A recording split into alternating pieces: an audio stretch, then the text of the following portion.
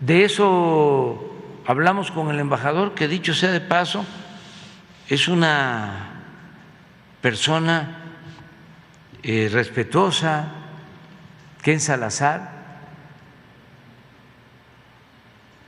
Seguramente no le va a gustar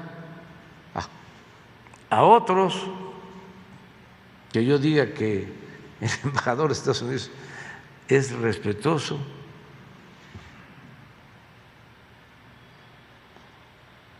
A veces, fíjense hasta dónde se llegó. Hay más entendimiento afuera de diplomáticos y políticos de otros países que de los internacionalistas de nuestro país. Estaba yo viendo también uno que fue embajador con Calderón, Sarucán. No, pero también como el caso de Jorge Ramos, los entiendo. Es que Sarucán estuvo en el fraude del 2006 apoyando al cuñado de Calderón. Hay un documental que hizo Mandoki y lo entrevistan a él con unos especialistas estadounidenses. Y estos internacionalistas conservadores como Sarucán y otros son los que dominan en el centro Wilson. Una vez me invitaron, que he estado como 2 veces ahí, pero todos los investigadores, analistas, contrarios a la posibilidad de un cambio en México y aplaudidores de la política de Washington. No estoy hablando de analistas estadounidenses, no, mexicanos. Ese centro Wilson tiene esa característica. Ahí se reúnen para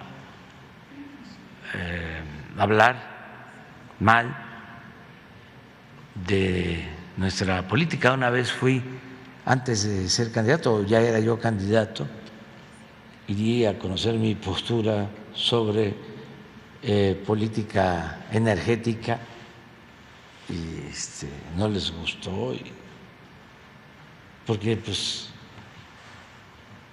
como dice Jorge, ya escogieron su lado.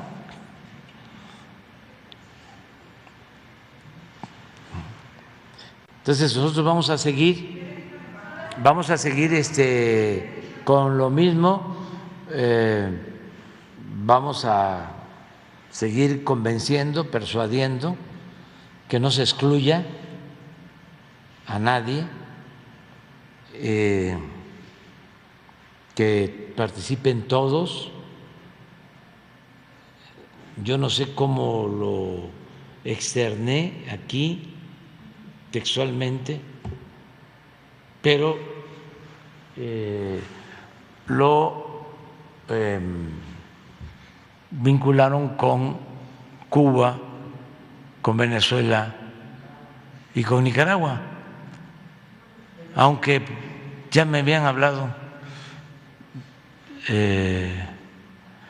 otros presidentes, ya me habían preguntado que no están contentos. Por ejemplo, el de Bolivia ya me había dicho de que no consideraba eso adecuado, que era una falta de respeto. Ya me había dicho, ya habíamos hablado Y ahora que fui en la gira también, muchos me pidieron mi opinión y externé lo mismo, que teníamos que hacer pues un trabajo de convencimiento. También debe de tomarse en cuenta de que hay elecciones en Estados Unidos y los grupos más, yo no diría conservadores, sino más ventajosos, siempre han usado esas políticas de extrema derecha para sacar provecho en lo económico y en lo político. Es el caso de algunos grupos, tampoco puedo generalizar, de cubanos que viven en la Florida, que son los que presionan a los gobiernos y tienen mucha influencia en los partidos y son los que sostienen el bloqueo y el gobierno les hace caso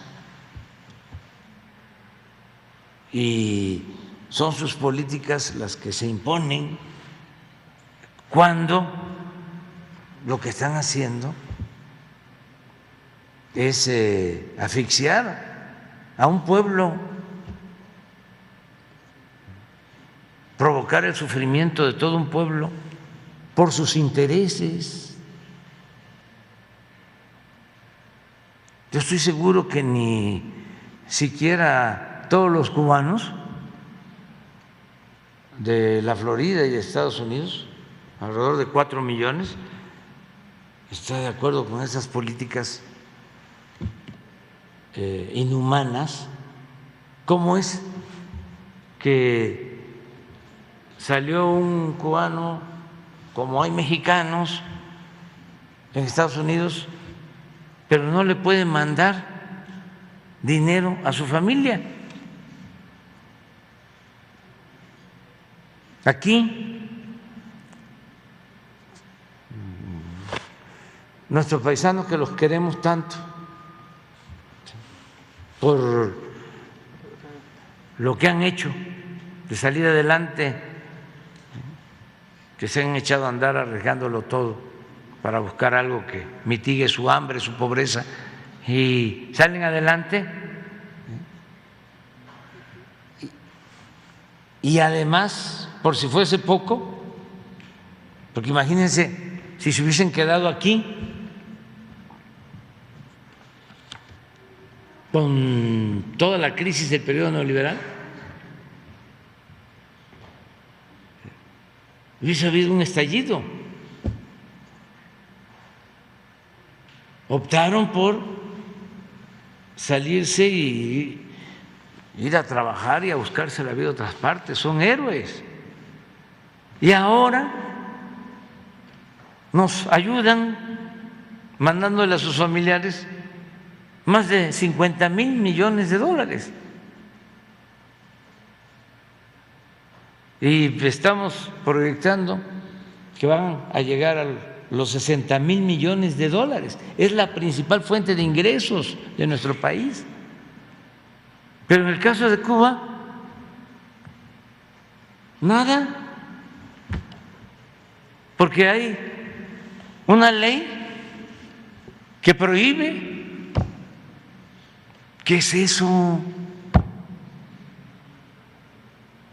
¿Y dónde está el humanismo?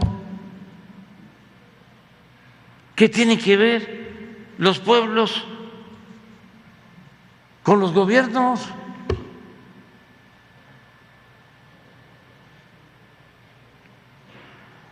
¿Por qué sacrificar al pueblo? La estrategia política es que si siguen mal las cosas en Cuba y le va mal al pueblo, el pueblo se va a rebelar en contra de su gobierno y así va a triunfar la oposición. Eso es mezquino, porque aún sucediendo eso que han venido aplicando desde hace décadas, que está muy difícil que eso tenga éxito, porque el pueblo cubano tiene mucha dignidad. Se debería incluso declarar a ese pueblo, a esa isla, por su arrogancia de sentirse libre, como patrimonio de la humanidad.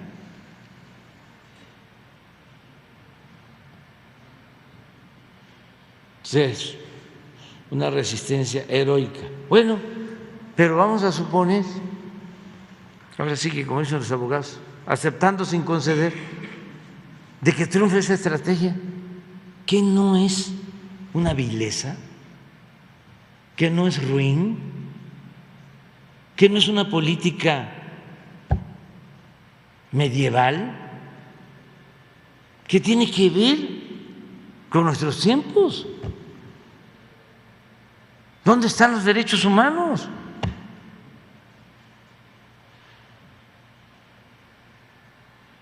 Me recuerdo a los burgueses de Calais,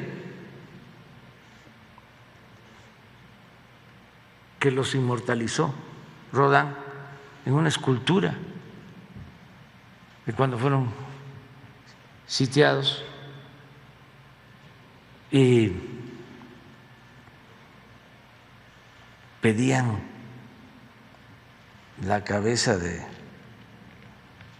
los más ricos, de los burgueses, para que no se muriera el pueblo sitiado, y fueron uno a uno ofreciéndose. O los pueblos que han resistido este tipo, ¿no?, de sitios, y que se han inmolado por la dignidad de los pueblos.